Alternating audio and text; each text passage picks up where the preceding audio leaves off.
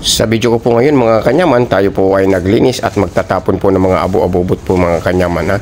And bago po ang lahat, mega shoutout po sa mga bagong followers ko dyan at sa mga nagsusuporta po kay kanyaman, maraming salamat po. Ayan na po mga kanyaman, nasimulan po natin yung paglilinis mga kanyaman. Itatapon po natin yung mga lumang dyaryo, mga abo-abobot po dyan sa mga bahay po ng aking alaga. Yan po yung bagong alaga ko po ngayon mga kanyaman ha.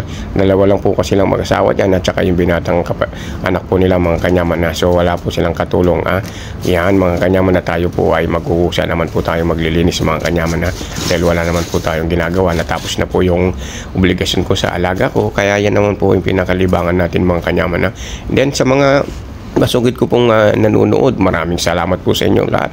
Hindi nyo po iniiwan sa air si kanyaman hindi katulad ng mga ibang kaibigan dyan nang iiwan po sa air and thank you po at ingat po tayong lahat mga kanyaman mga katulad kong OFW laban lang po tayo mga kanyaman walang pagsuko na gagawin po tayo mga kanyaman. Ayan, yun na po, tatapon na po natin yung basura mga kanyaman. Ang dami po mga kanyaman, swerte po na makakapulot dyan. Tapos magwawalis po tayo. Yan po kasi yung favorite spot namin na tambayan ng aking alaga mga kanyaman para makasilip pa sa mga dumadaan na tao mga kanyaman.